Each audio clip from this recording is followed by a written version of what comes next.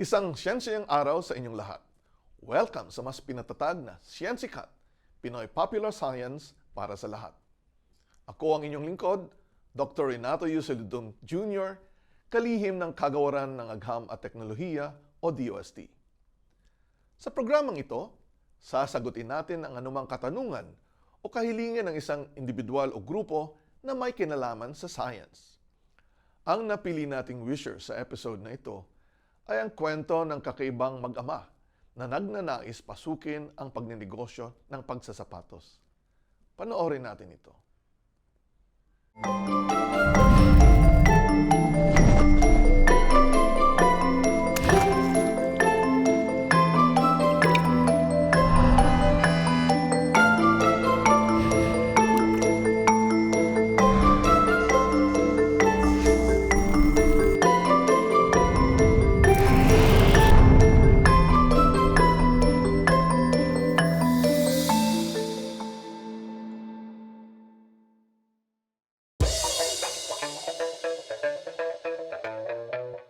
Hello po, ako po si Jordan Star. At ang age ko po is 9. Ako po si Joe Estrada at 47 years old.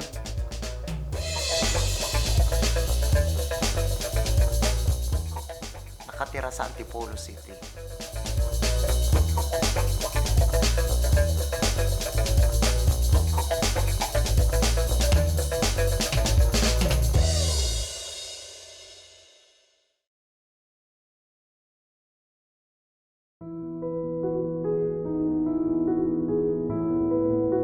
Ako po ay may 5 anak. Pag yung may taping naman kami or shooting, ako ang sumasama sa mga anak ko. Ako ang stage father sa kanila. At pag wala naman kami shooting, meron akong barbershop. Nagkukupit-kupit ako ng buhok para matawid ko sa pang-araw-araw ang aking pamilya sa kinakain namin pang-araw-araw. At sila naman po ay nag-aaral lahat. Ang gusto ko po paglaki ay maging artista. Gusto ko pong mag-acting. Tsaka po, gusto ko pong makatulong sa pamilya ko. Na-appreciate ko po si Papa dahil po na-appreciate niya rin po ako. At siya po palagi naghahatid sa akin sa shooting. At sinusuportahan niya po ako. Tsaka po, kahit po mahirap, tinitiis niya. Kahit po maraming pagsubok, okay lang po. Kaya po yan, basta nandyan po siya.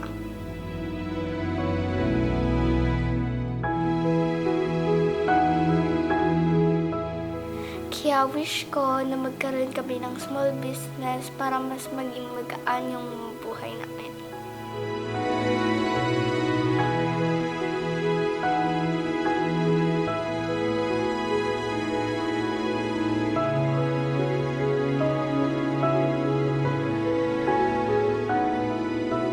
Lahat ng mga pangarap ay may pinagmumulan. Ang katiting o maliit na hakbang ay isang talon.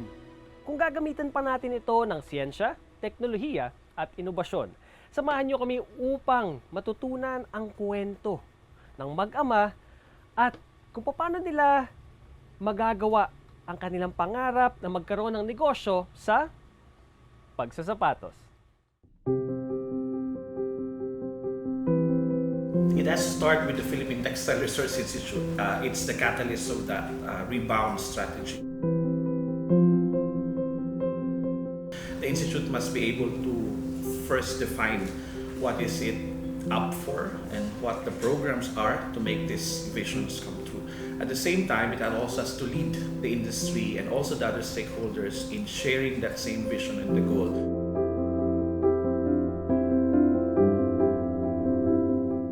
Reviving the textile industry or reviving textiles in general is both a push and a pull mechanism. It cannot be just the effort of government. It cannot also be just the effort or the need of the private sector. It has to be tempered.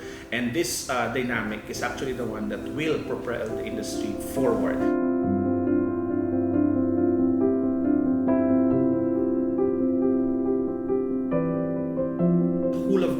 is what we need. We have had a good experience about handloom weaving. You know, handloom weaving is a multidisciplinary, multisectoral engagement. And you cannot do it only with DOST, you cannot just do it with DTI or maybe DA or DOT or any other government agency. You have to sit down, communicate, and exchange ideas, because this is where you distill the various concepts and the very problems that beset the industry. And once you have defined it, I think you're 50% sure of the possible solutions to offer.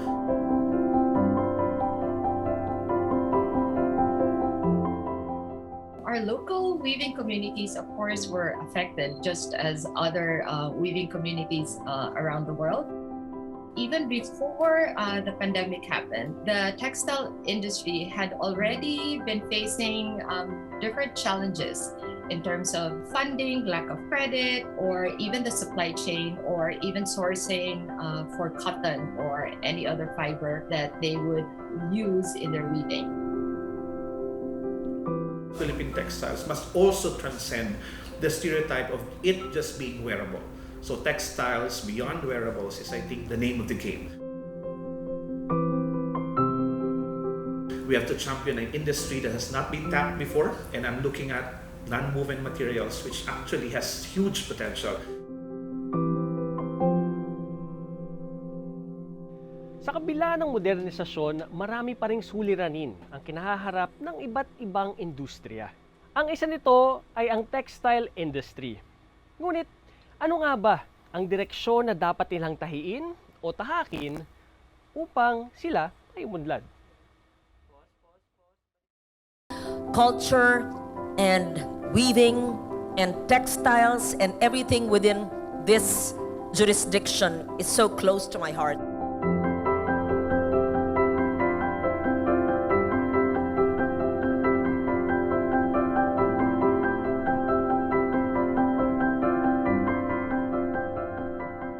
Projects and all of this program gel together because there's one vision, and the vision is actually first, immediately, how do we rebound from this current economic status, from this current productivity or lack thereof of the textile industry, and second is to be able to come up and not repeat the blunders of the past in order for us to have a more resilient and a more productive and a more efficient textile industry. Sa kabila ng dinami-daming hamon ng industriya ng textile, isa pa rin sa ating kababayan ang nakapag-isip at nakapag-innovate upang makabuo ng isang sustainable na proseso.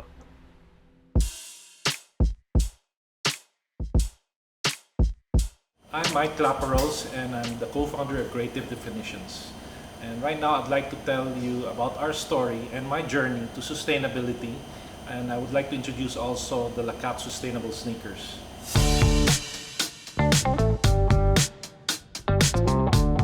We started partnering with some weaving communities in Kabangkalan, Negros Occidental.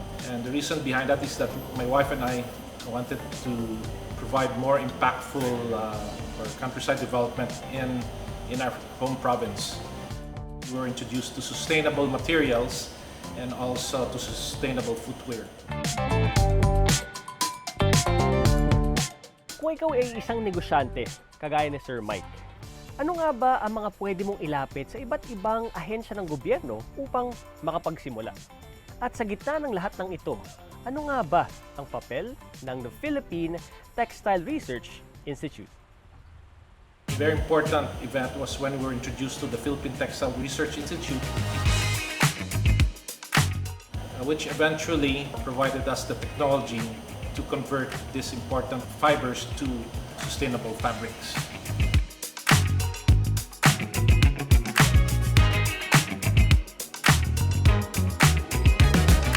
Let me introduce the Lakat sustainable sneakers. What's so special about it is, well, number one, it's 100% Filipino made, but more important are the materials that we made use of. So the idea is from fibers, which we extricate from pineapple leaf fibers, we end up with the yarns. And the whole idea here is to convert them into fabrics. First and foremost, the uppers, which is the fabric you see on top. It's actually hand-woven, utilizing the blended pineapple yarns, which we basically acquired from the Philippine Textile Research Institute. Another innovation is the insoles, which is made out of 100% pineapple non-woven fabric. The outsoles are basically it's rubber that we farmed from Mindanao, and with it also we make some fibers, which was considered waste in the spinning process. Even the shoelace, by the way, it also makes use of the pineapple cotton yarn. So what is important here is that there's not only the design and the cultural aspect where we're supporting weavers, but also the innovation. And because of our partnership with the Philippine Textile Research Institute, this was made possible.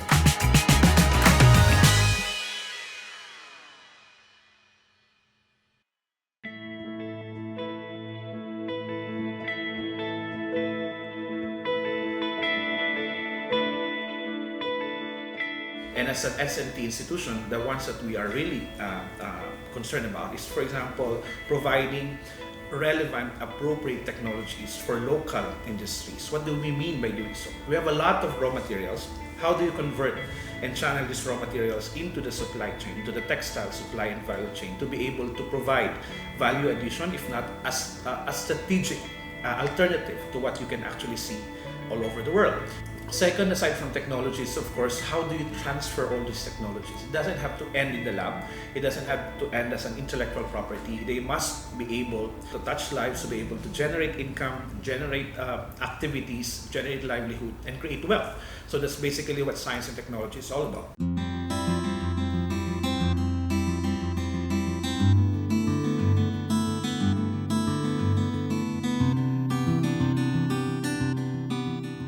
Kasi ng sapatos, marami siyang proseso.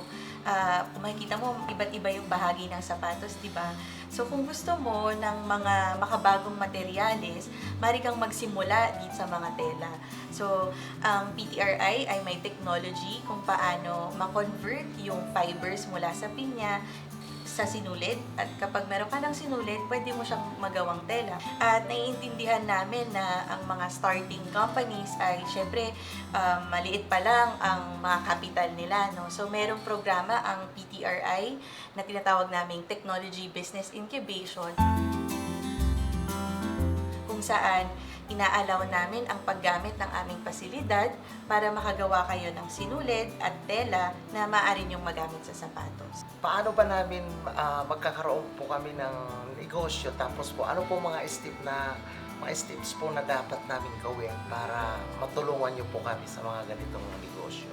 Yung bahagi na po na yan dyan po pumapasok yung aming pong mga pasilidad para po matulungan kayong magkaroon ng panimulang yarda ng mga tela na pwedeng gamitin. Tawag po natin doon sa prototyping, sa product development, para ma-imagine mo muna kung ito pala yung tsura ng pink, ito pala yung tsura ng blue, saka iba-ibang sizes. Normally po kasama kasi yan. So may mga iba pong mga tela na pwedeng magamit para dyan, at yun po ang pwedeng i-develop ng opisina kasi maliliit na yarda po ang pwedeng natin magamit para sa ganyang aktibidad.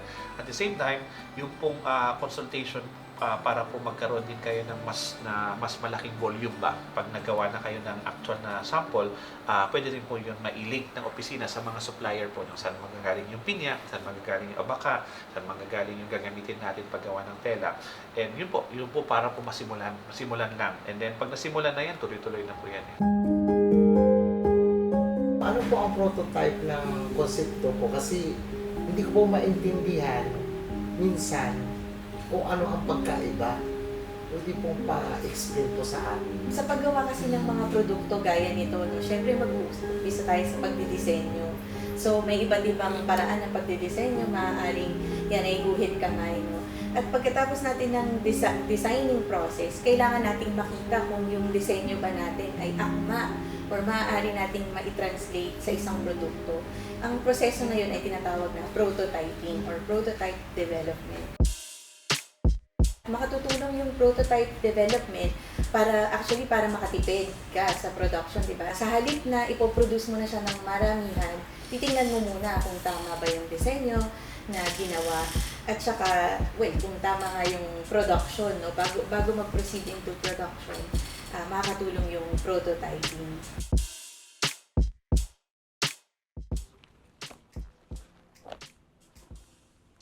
Kaya't huwag po natin kakalimutan na sa tulong ng kwento, mas natatandaan ng ating mga puso ang storya ng tagumpay at inobasyon.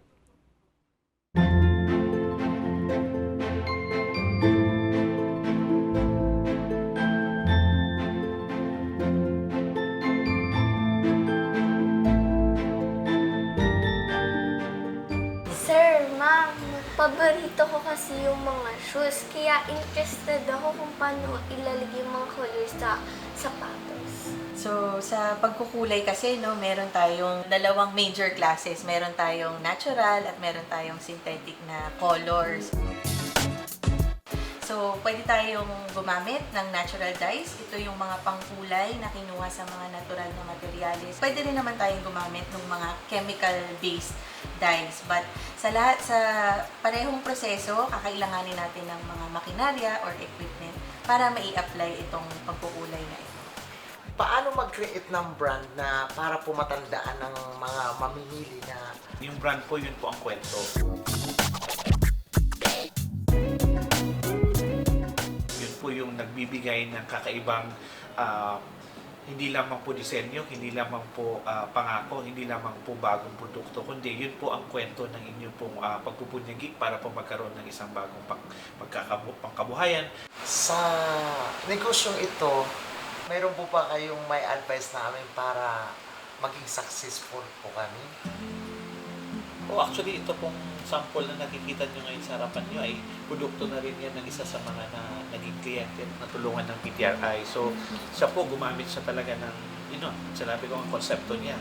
Kaya naisipan niya na yung tela dati na pinahabi lang nila sa kanila, sa Negros, ginamit nila para sa sapatos. Naisip din niya na pwede yung panloob, gamitan din niya ng pinya. So, kaya po nagkaroon ng konsepto. Itong mga to po, example lang po ito kung paano nagiging nabubuo yung konsepto ng produkto, yung konsepto po ng bagong disenyo ng sapatos na hindi naman po malayo na kayo po ay magkaroon din ng ganong pagkakataon. So, ang atin lang po dyan, tulong-tulong tayo sapagkat marami pong pwedeng gawin sa sapatos gamit ang ating mga tela na sariling atin, gamit yung ating mga sariling natural fibers, mga hibla na pwede natin po ilagay sa sapatos at iba pong mga teknolohiya pa para po magkaroon tayo ng sariling brand at sariling pagkakakilanlan sa inyong pong produkto. Thank you. The role of the Philippine Textile Research Institute in our business is really critical. Actually, without it, Lakat would not have been possible.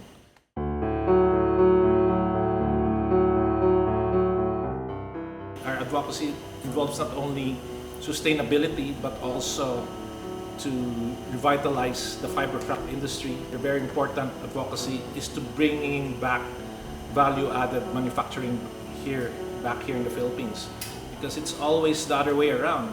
Most of our fibers are brought abroad, and by the time it comes back here in the Philippines, it's times 5, times 10 the cost. But if we do our value-adding processing here in the Philippines, I think we will make a difference. We'll create more impact, more employment, and for me, technology and innovation will be playing a lot. I see that PTRI will be playing a crucial role to make this possible.